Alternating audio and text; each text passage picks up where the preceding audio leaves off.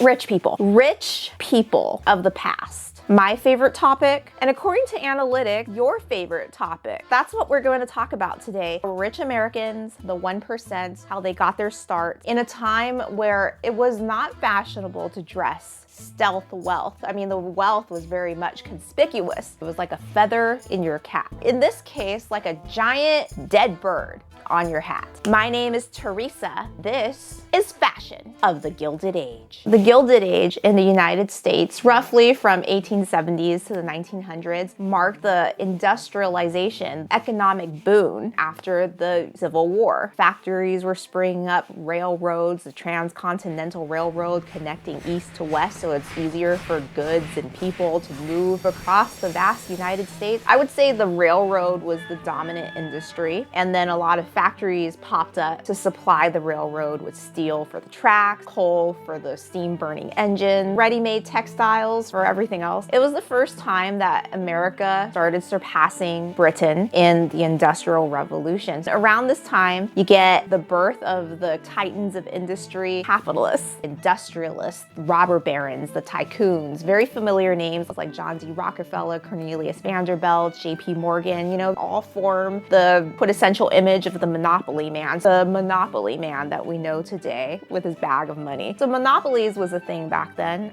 There was a lot of railroad lines at the time, and then they all started to consolidate into one giant railroad monopoly. One bigger fish ate up all the smaller fish, and now you just have one big fish, one massive entity, the trust. This happens amongst several industries, especially oil, Standard Oil. That's what you think about when you think about monopoly, and they incorporated vertical integration, controlling every aspect of production from the raw materials to the manufacturing to the finished product so as to minimize the costs and maximize profit, and also to reduce competition, because if you control the raw materials, it makes it harder for your competitor to even get a foot in the door. So at this time, there was an increase in urbanization. A lot of people from the country were moving to cities. New York City, Chicago especially, became like the corridor to the Midwest, tripled in population with more people, involved more housing. Unfortunately for factory workers, for the working class, they're crammed into tenements, while the rich, the 1%, those who control the means of production, lives in sprawling Fifth Avenue mansions. Also the building of skyscrapers, forming the city skyline that we're familiar with today. During this Gilded Age, it was a time where the government was very pro-business, very pro-capital. A lot of US presidents at this time, like Chester A. Arthur, Grover Cleveland, overall they didn't really set the world on fire, if you know what I mean. They were just one-term presidents, and a lot of their administration was marked by corruption, especially in New York's Tammany Hall. Vote Tammany. Back alley deals, buying votes in exchange of favors, a lot of politicians in one's pocket. We have a great wealth disparity in the Gilded Age, where the top 1% controlled more than a third of the wealth. In terms of property, the wealthiest 1% owned 51%, while the bottom 44% claimed 1.1%. Giant wealth disparity. So that was what was going on in 2024.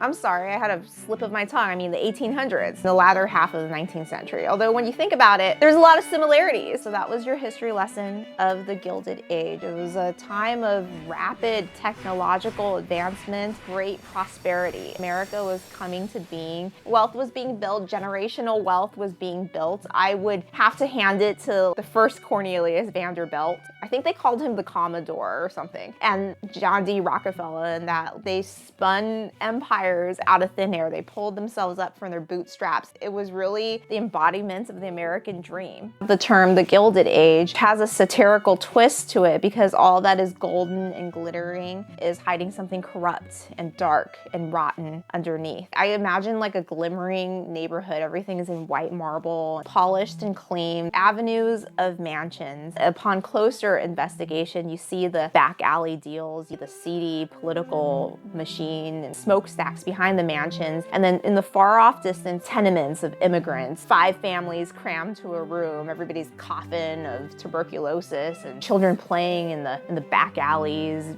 with their their stick. This is what the Gilded Age represents to me. For the purposes of this video, we're gonna talk about rich people because we know the struggles of the poor. You work in a factory 12-hour days, 6 days a week. Your life is kind of routine and boring until you get your hands caught up in some looming machine. For the rich people, especially their families, they have a little bit more leisure time, extra incomes to decorate their Fifth Avenue mansions, their summer mansions on the cliffside of Newport, Rhode Island, and they have time to look to Paris for the latest gowns and the latest styles. Caviar wishes, champagne dreams, champagne headaches of the rich. One of my favorite historical romance writers, and also kind of one of my favorite writers, is Lisa Kleypas. She has a series called the Wallflower series about 4 friends who make a pact to help each other find husbands during the seasons. Just like imagine the Bridgerton series meets Pride and Prejudice or whatever. Some of it's set in the Regency era, but you see the beginnings of the Industrial Revolution in England. All the heroes are more or less industrialists. The first hero is involved in railroads. He owns a railroad. And then the second hero is a very rich earl. You know, he has like one of the most respected, profitable earldoms in England, but he also doesn't rely on his inherited wealth. He uses that to invest in his friend's railroad company because he's thinking of the future. He sees the way things are progressing and he's going to invest in some steel and some railroads, increase his family wealth. So we have a fictional railroad tycoon, respected earl who also is very forward thinking and likes to diversify his investing portfolio. And then we have some heiresses from an American soap company. So one reads historical romances kind of as an escape, but also kind of as a fantasy. So I guess that's where my fantasy lies, is in evil capitalists, robber barons, earls that know how to invest and diversify their portfolios. So what am I saying here? Like, I just have gold digger fantasies, fantasizing about rich men? Maybe I am. But in reality, I look at them, I look at like John D. Rockefeller, I look at Cornelius Vanderbilt, Mark Zuckerberg with his unblinking eyes, and Jeff Bezos with his maniacal laugh. It's not really getting my engines running. The Lisa Kleypas heroes, who are more or less Victorian industrialists, they care about the poor. They like to improve the housing of the poor, and they pay their workers more than other factory owners, and they like invest in safe working conditions. I think they recognize the union, which kind of goes against being an evil industrialist because it's maximized profit over people. Can't we have like a capitalist that is not evil? That's why it's a romance, and that's why it's a fantasy. The most fiction of all the fiction that I read. As I'm filming this video, we're almost to the season finale of the Gilded Age season 2. This is kind of a vague spoiler, which is that somebody, I'm not going to say who, is in danger of losing all his money from speculation. That gets my heart racing because that's real drama. Somebody like played a little fast and loose in the stock market. It's a term in Wall Street bets where you go all in. He's YOLO'd with his life saving. He's gone all in, and now he's showing us his spectacular loss.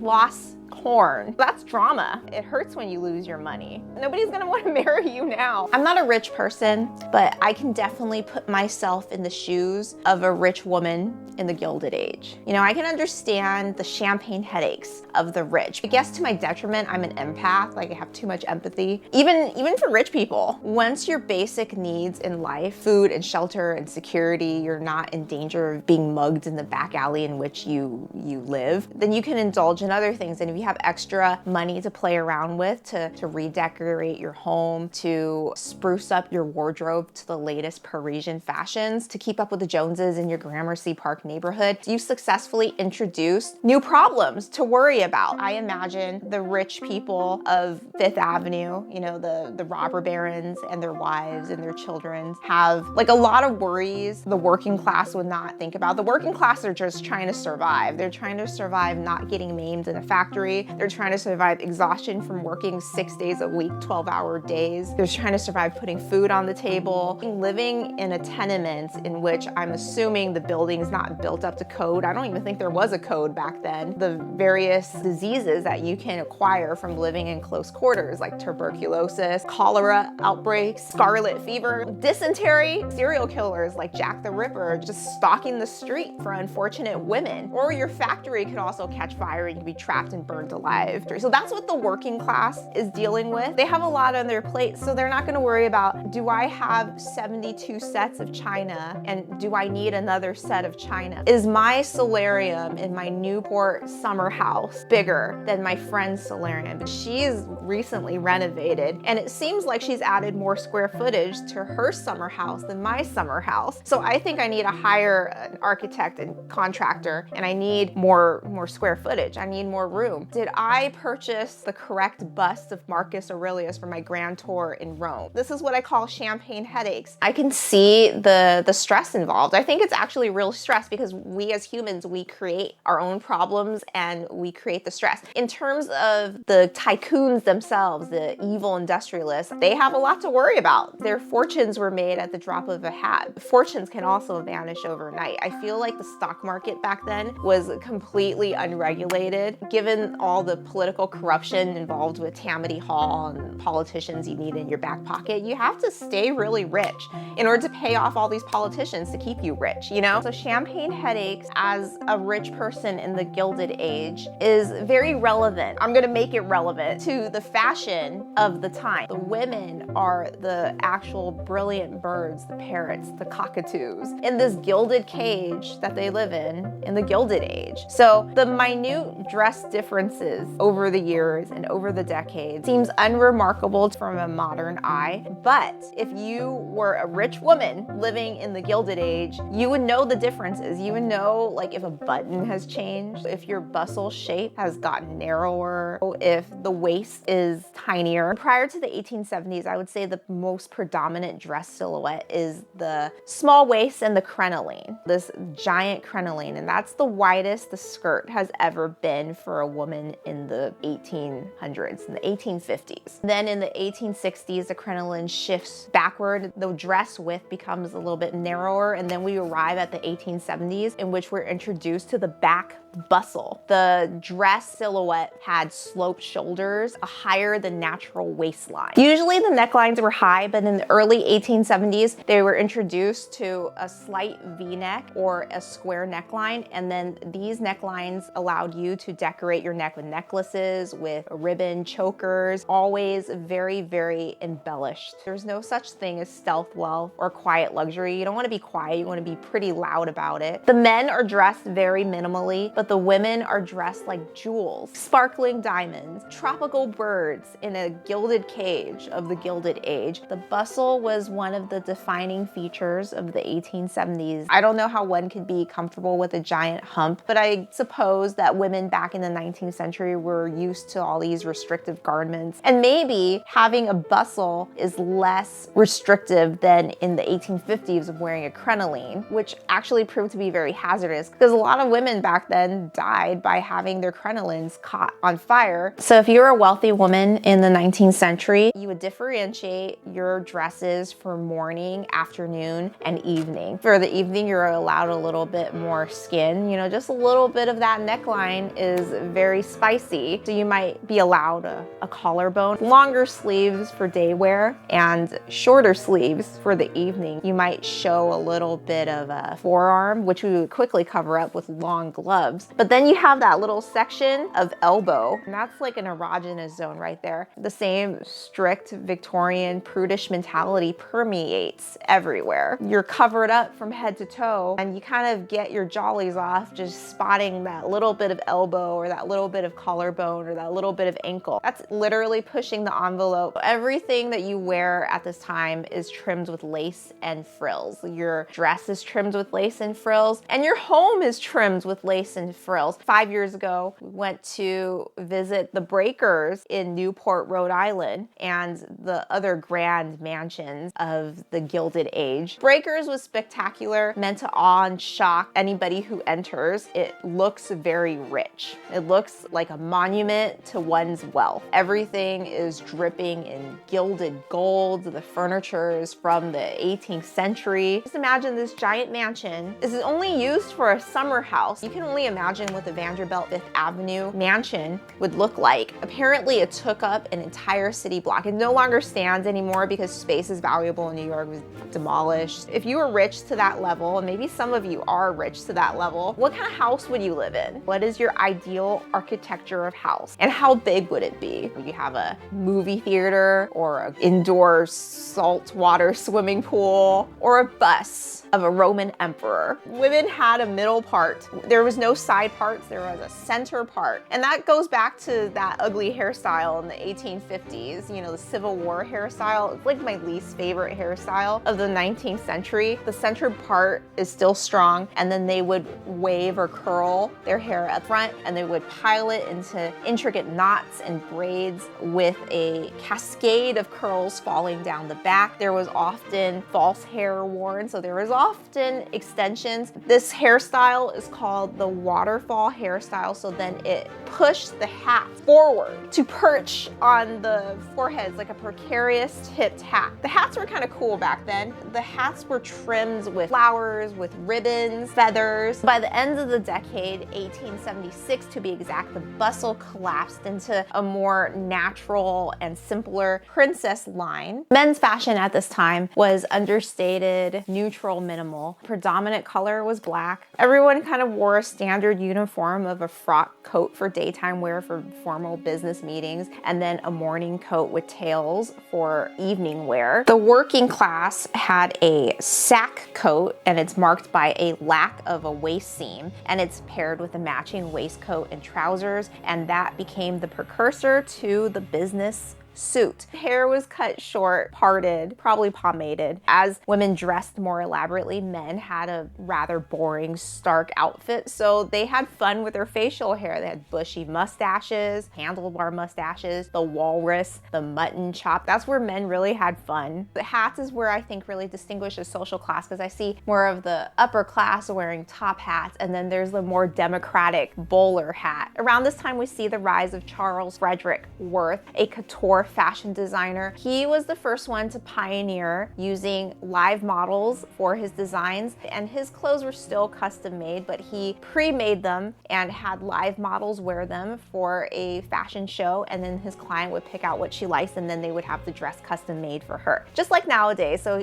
he kind of pioneered that whole process. He was a master of aggressive self-promotion, aggressive marketing, so that earned him the title Father of Couture. Now we leave the 1870s, we move into the 1880s, and the 1880s, what distinguishes it for me from the previous decade is that things got a lot more uncomfortable for women's gowns. The bustle got bigger, more protrusive. Whole back area became a giant shelf. It's the angular birdcage bustle, and your top became tighter, your sleeves became tighter, more restrictive, collars became higher and more starched. Because your bottoms is tighter, you need to tighten your corset. You need a smaller waist for your corset to emphasize the figure that we're trying to achieve, this giant protruding bustle. You're basically like a stuffed sausage weighed down by a giant bustle. Also a fire hazard, by the way, if you get too close to the embers of a fireplace. Hemlines reach just above the floor,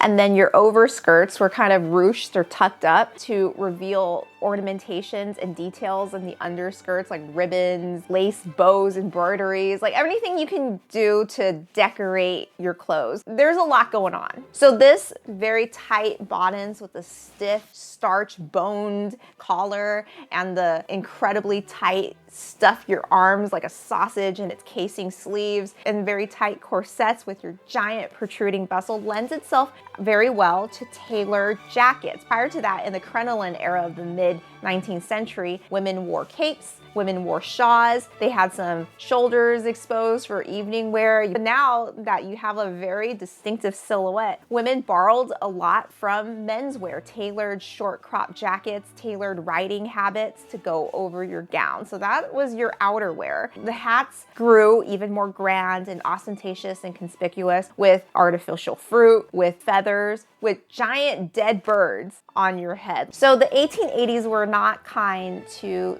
birds. once many birds were sought after, slaughtered for their feathers or just to be taxidermied to put on some rich lady's hat, a lot of species became gradually endangered. In fact, in 1886, the American Audubon Society was created to preserve the endangered species. So naturally, with the industrial era, with emphasis of factory work, factories springing up all over the city, the new restrictive corsets and bustles, there is a counter movement called the aesthetic movement associated with the pre-Raphaelite Brotherhood. What they want is just go back to when things were simpler times. It's before industrialization, before the factories, to the medieval days. It was like their version of the cottagecore slow-moving movement in the 19th century. So the pre-Raphaelite Brotherhood is like a collection of artists, of poets, writers, painters, who just wanted to go back to basics. Funny story is that I was in a museum. I remember wanting to go see a Rossetti, and the painting was Persephone with her pomegranate in the underworld. It was painted by Gabriel Rossetti or Dante Rossetti. I don't know the first name. I remember this painting being the book cover of The Goblin Market, a long poem written by Christina Rossetti, who is their sister. And I remember telling my husband about the pre-Raphaelite Brotherhood. And he's like, what is this pre-Raphaelite Brotherhood that you speak of? Did you just make this up? No, it's pre-Raphaelite Brotherhood. It's a thing.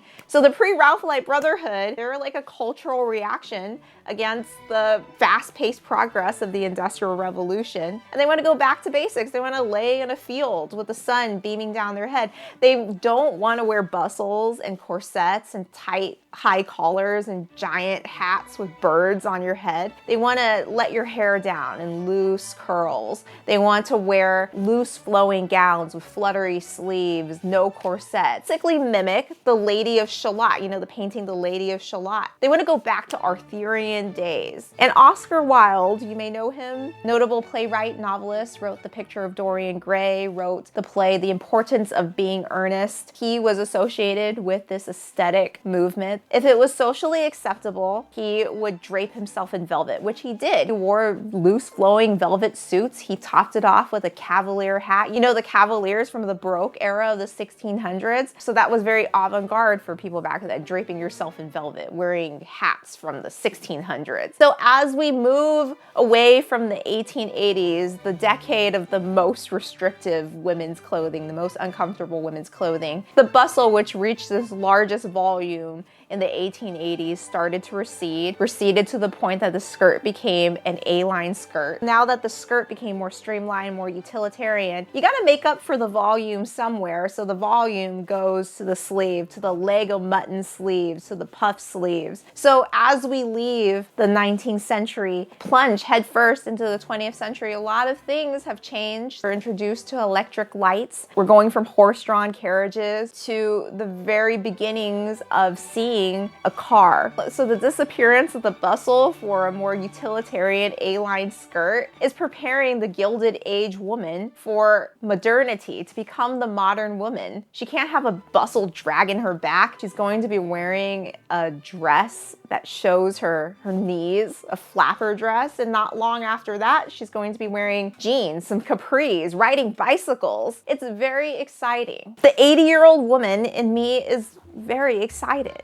Very excited indeed. And I hope you're excited too.